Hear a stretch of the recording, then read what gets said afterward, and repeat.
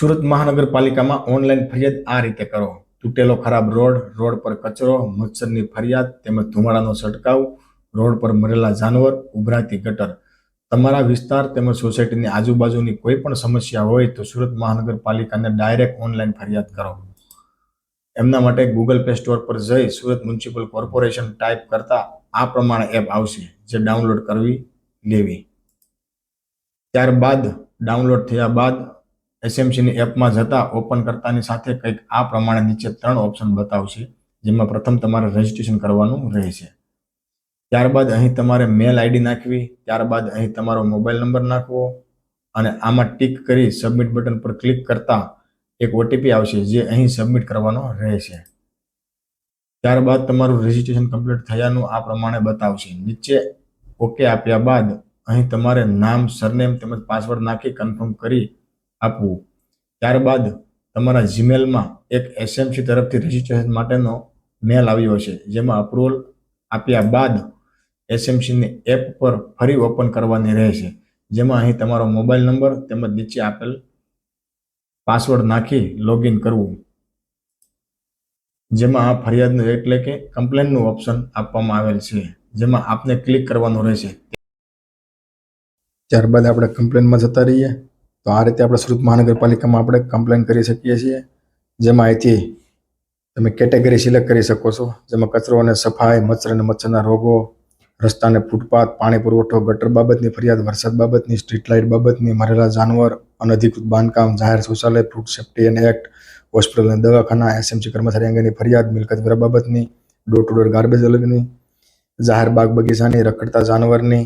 તો આ પ્રમાણે કેટેગરી આપેલી છે. તો આપણે અત્યારે હાલમાં રસ્તાની ફરિયાદ કરવી છે, તો અહીંયા આપણે રસ્તા પર સિલેક્ટ કરીશું. રસ્તા પર સિલેક્ટ કર્યા બાદ અહીંયા આપણે શું રસ્તામાં પ્રોબ્લેમ છે, તો તૂટેલો રસ્તો છે, તૂટેલો ફૂટપાથ છે, તૂટેલું રોડ ડિવાઈડર છે, બમ્પર ઉપર માર્કિંગ થયેલ નથી, બમ્પર ઝેબ્રા ક્રોસિંગ પર અયોગ્ય માર્કિંગ અને અન્ય.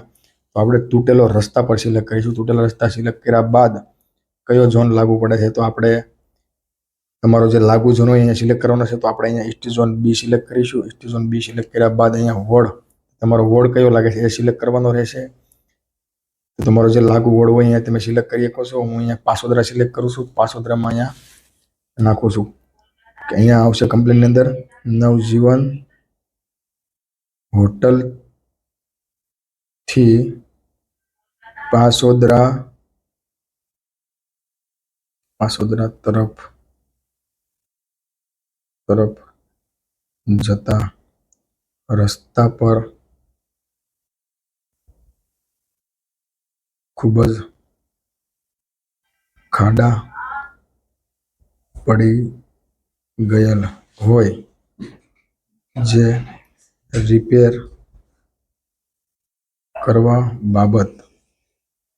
તો અહીંયા આપણે કમ્પ્લેન લખી નાખી છે. ત્યારબાદ અહીંયા લેન્ડમાર્ક તો લાગશે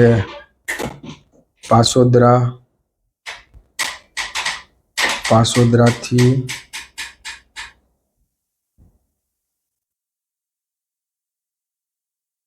નવજીવન રોડ. અહીંયા કમ્પ્લેન લોકેશન ઓટોમેટિક આવી જશે.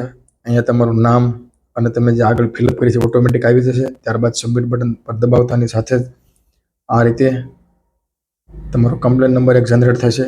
ઉપર કમ્પ્લેન નંબર આવી ગયો છે, એ તમારો કમ્પ્લેન નંબર છે. અહીંયા તમારે ડિરેક્શન ફોર્મ કે 168 કલાકની અંદર આ રિપેર કરવાનો છે.